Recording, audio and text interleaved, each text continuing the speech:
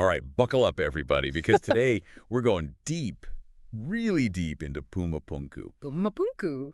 this place in Bolivia that, those Yeah. pictures online of the crazy stonework, Right. and everybody's trying to figure out how it was even possible. Exactly. So we're going to use this video by, what's his name? Ah. Bao Gao, to kind of walk us through it. Yeah, Lau, he does a great job, like, taking you through all the different theories Yeah, he lays it all out. and, like, the controversies and everything. Yeah.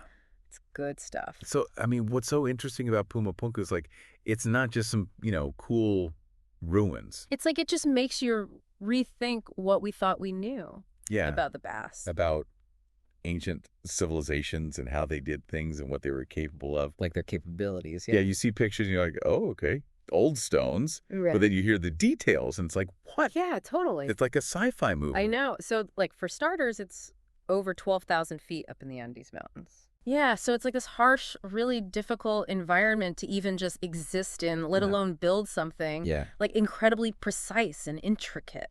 Right. You know? So, okay, so we've got like high altitude, tough terrain. Uh-huh. But what about the actual construction? What makes it so unique? So imagine like these massive H-shaped blocks. Okay. Some of them weigh up to 100 tons. 100 tons. Yeah. And get this, they're made of andesite. Andesite. Andesite, yeah. Okay. This volcanic rock, which is almost as hard as diamond. Hold on. As hard as diamond, how did they even cut these things? Right. Like, that's the big question. Like, nobody knows. With, like, copper tools and stuff. Right. I don't think so. So we're talking, like, laser straight cuts. Really? Perfect 90-degree angles. Wow. Intricate holes and grooves. And all of this done with this insane accuracy that it would be, like, challenging, even for modern engineers with today's tools. Yeah, I mean, I'm trying to picture someone chiseling away at a rock that's as hard as a diamond with, like, primitive tools. It just doesn't compute. I know. Yeah. And so, like, archaeologists estimate that Pumapunku dates back, like, 2,000 years? 2,000, okay. Which would put it in, like, the Inca Empire time frame. Okay. But here's the thing. Local legends say that it's actually closer to 17,000 years old. 17,000? Yeah. That's a big difference. It is. Wow. I mean, 17,000 years puts it, like, in the same categorí as the Sphinx and Göbekli Tepe and all that. It does. Makes you wonder if there's, like, a connection there. Right. Like, all these megalithic sites from around the same period. Yeah. It's pretty mind-blowing. It really is. And it raises another big question, which is how did they move these things? Yeah. Because, we're talking about 100-ton stones that had to be moved over 60 miles from the quarry to the site. Yeah, there's no trees around. No trees. For rollers or anything. Nope. And at that altitude... High altitude? You can't exactly float these things uphill. Right. No Nile River trick here. No. So how do they do it? Exactly. That's the big mystery. And it's led to so many different theories. Okay, so let's dive into those theories. Let's do it. Because, honestly, when you hear about something like this, your brain starts to go, what if? Totally. So let's talk about it. Okay, so one theory that attempts to explain all of this is the idea of an ancient, advanced civilization. Okay, so like a lost civilization. And a civilization. With like high-tech tools and stuff. We don't even know about yet. And knowledge that's just been lost. Lost to time, exactly. So like the precision and the scale of it, the transportation. Yeah. All points to something much more sophisticated. Yeah. Something beyond what we currently understand about history. Right. Then, of course, you've got like the local legends. Right. Which are, let's face it, pretty wild. They are pretty wild. Like, they're talking about giants with supernatural powers. Yeah. Giants that could, like... That could make the stones fly and assemble themselves. Like magic, basically. Yeah. I mean, we might be tempted to just dismiss that as a myth. But I think these stories also reflect just, like, the awe. The awe, yes. And bewilderment that these sites inspire in people. Mm-hmm. It's humanity's way of trying to make sense of something that seems impossible. Totally. And so then we have the Anunnaki. The Anunnaki. We've seen them pop up before. All the time. In other ancient mysteries. Yeah. They're like the rock stars of ancient mysteries. And Pumapunku is no exception. Right. So they found this bowl. Yeah. With what looks like Sumerian writing on it. Sumerian cuneiform. Near Pumapunku. Yep. And then there's that bearded god statue at Tiwanaku. Oh, yeah, right. Which is, like, right nearby. Yeah, so that's fueled a lot of speculation about possible Anunnaki influence. Yeah, for sure. Right. And then speaking of Tiwanaku. Tiwanaku. Another fascinating place. It's a ruined city. Just a stone's throw from Pumapunku. Yeah, and it seems like it just vanished overnight. Yeah, really suddenly. Leaving behind all these artifacts like the Wall of Faces. Oh, yeah. The Wall of Faces is so cool. With all these different ethnic features on it, including one that looks like a gray alien. Right. Like they thought of everything. I know, it's crazy. Yeah. So, I mean, being so close to Pumapunku, it makes you think Uh-huh. that they must have been connected in some way. Yeah. Were they part of the same culture? Right. Did they serve a common purpose? Did they know each other? Yeah. And like the fact that Tiwanaku just disappeared like that Right. just deepens the mystery. The mystery of it all. Yeah. And then there's the destruction of Pumapunku itself. Yeah. It's not just like neatly arranged ruins. Right. We're talking like widespread damage, massive blocks just shattered. You're like, what could have caused that? I know. Was it some natural disaster? Yeah, like an earthquake. An earthquake? Maybe an asteroid impact? Oh, an asteroid. Or could it have been something else? Something more deliberate, something intentional. Yeah. That's a spooky thought. It is. Okay, so we've got giant blocks, Yes. ancient legends, Uh-huh. vanished cities, Sure. and a ton of unanswered questions. So many questions.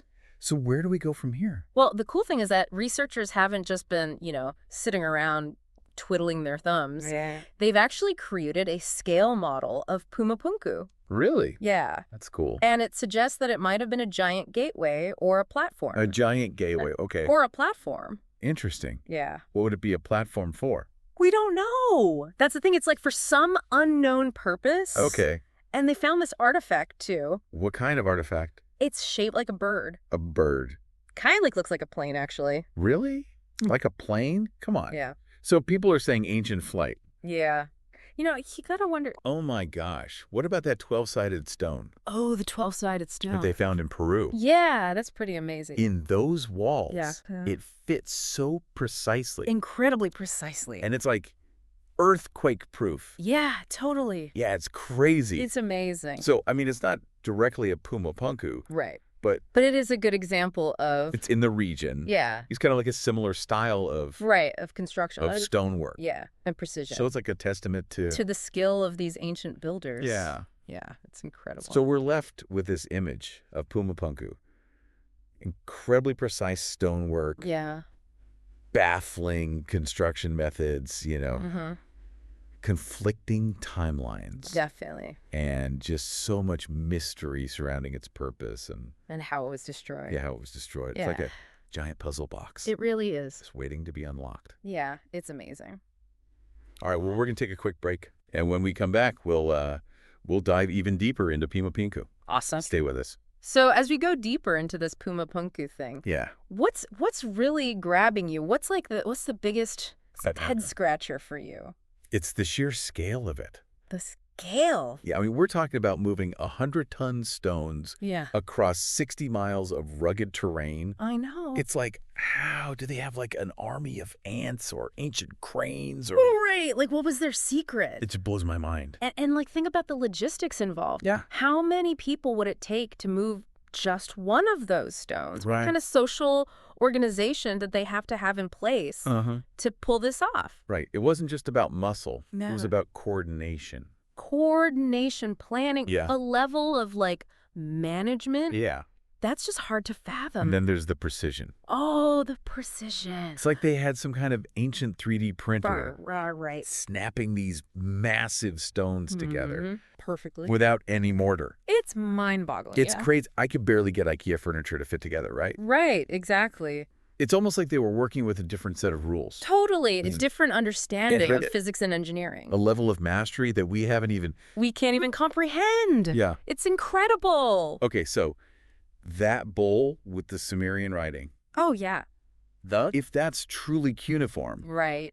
it kind of throws a wrench into everything we thought we knew It really does. about ancient history. Uh-huh. I mean, did Sumerian influence somehow reach South America? Right. Like, how is that even possible? Yeah. Or could there be some common source, like a lost civilization? A lost civilization that maybe spread its knowledge Yeah. across continents? That's a cool idea. It really is. It makes you think. Yeah. About all the things we don't know about the past. Exactly. Yeah. And what about that bearded god statue at Tiwanaku? Oh, yeah, the statue. If those local legends about beings from the sky, Ancient aliens. yeah, if they hold any weight, yeah, it would, like, completely change everything. Everything. We thought we knew. It would rewrite history. About human history and our place in the universe. It's a big thought, right? It really is. To think that we might not be alone. Yeah. That our ancestors might have actually met beings from other planets. It's mind-blowing. It is. Okay, well, maybe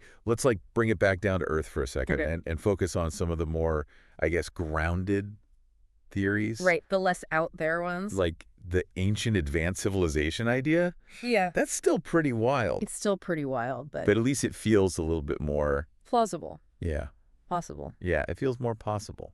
And we do have examples throughout history. Yeah, tons of them. Of civilizations rising and falling, leaving behind these little glimpses of their existence. Yeah, like little breadcrumbs. Leading us to wonder, like, what else is out there? Right. What else have we not discovered? Exactly. So could Pumapunku be like the legacy of some forgotten civilization that had technology that we can't even imagine? Yeah. And what if the destruction wasn't just some random asteroid or earthquake? What if it was deliberate? Yeah. Someone or something intentionally destroyed it. Yeah.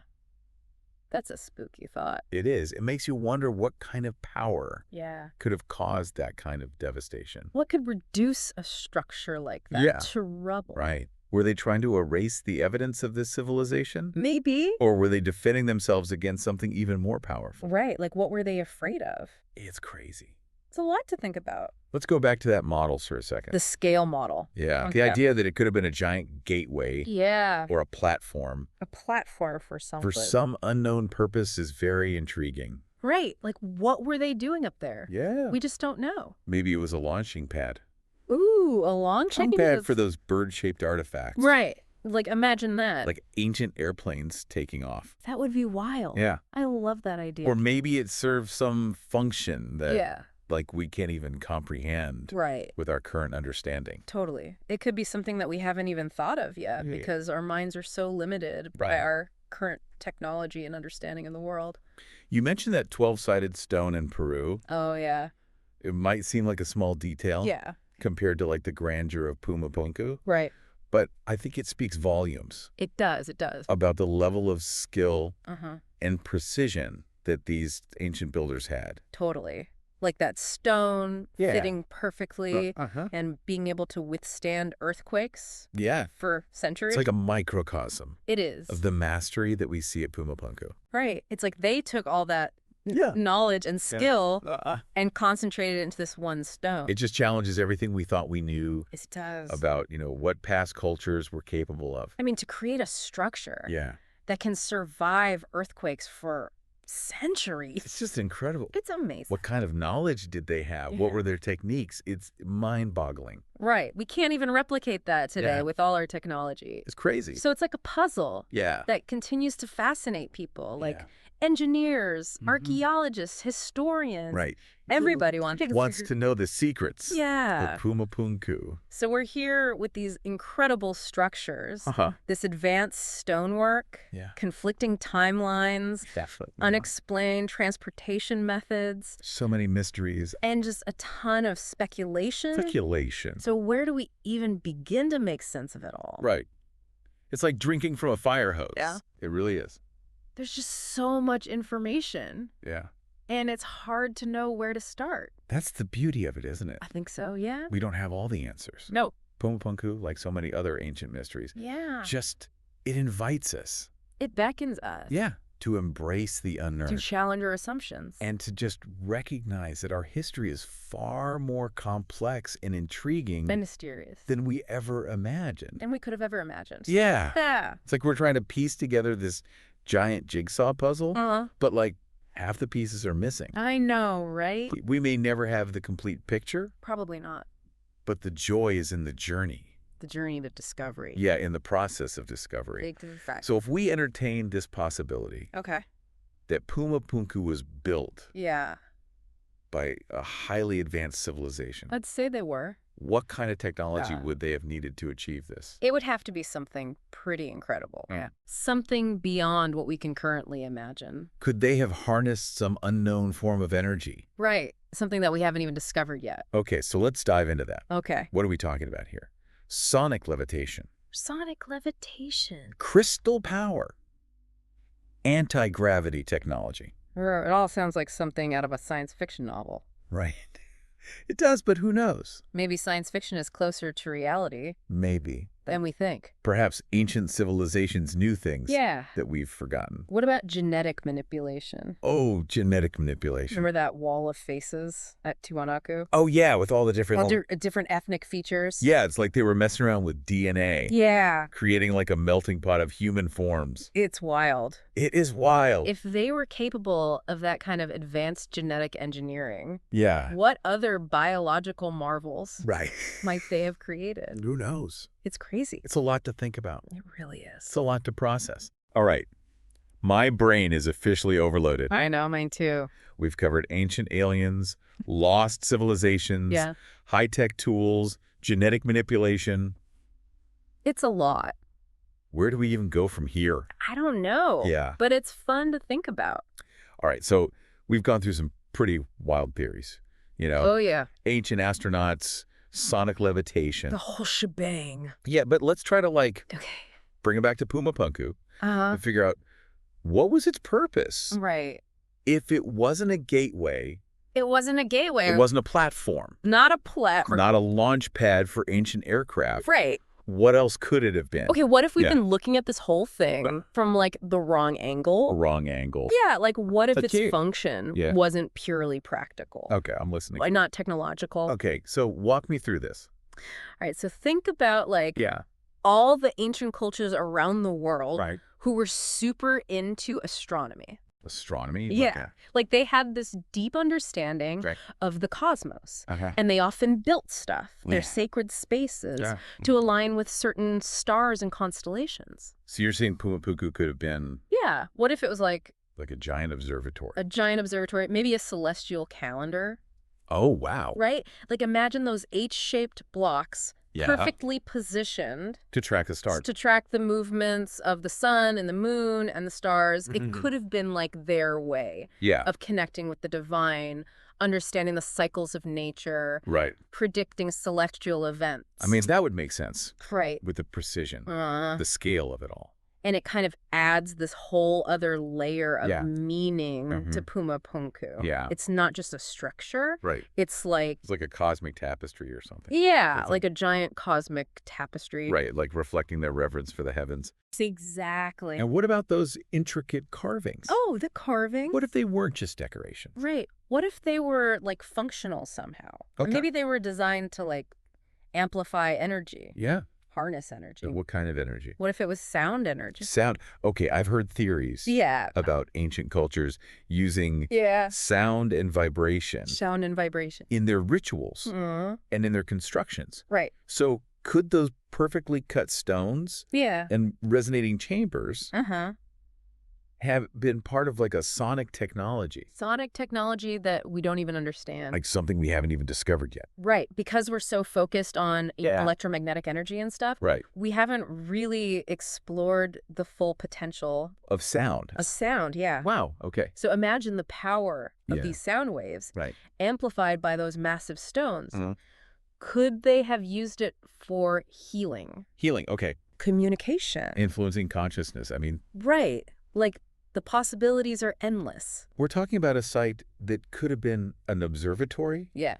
a temple. A giant sonic instrument. That's like a symphony Yeah. of ancient knowledge and technology. I love that. A symphony. It's just mind-blowing. And then the fact that it was destroyed Yeah. maybe intentionally adds another layer to the whole thing. Yeah, were they trying to protect its secrets? Maybe they were protecting it. Or was it like Or what if it was... part of some cosmic cycle? Right. Like, they had to dismantle it Yeah. at a certain point. So many questions. So few answers. Isn't that the best part, though? It really is. It keeps us guessing. Keeps us coming back for more. Yeah. Keeps us exploring. Keeps us curious. Yeah. And that's what it's all about, right? It is. It's about the journey. The journey of discovery. Pumapunku.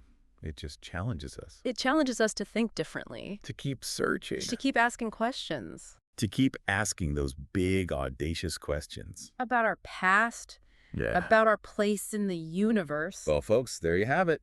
That's Pumapunku for you. Our deep dive into Pumapunku. One of the most mysterious places on Earth. We've gone through the construction, possible purposes, all these mind-boggling theories about its origins, its destruction. The ancient aliens. We've even gotten to ancient astronauts and sonic technology. All the good stuff. But remember, this is just the beginning. Yeah. This is just the tip of the iceberg. Keep exploring. Keep questioning. Keep that curiosity alive. And who knows what other secrets are out there. Exactly. There's a whole world of mysteries out there. Just waiting to be uncovered. Waiting to be discovered.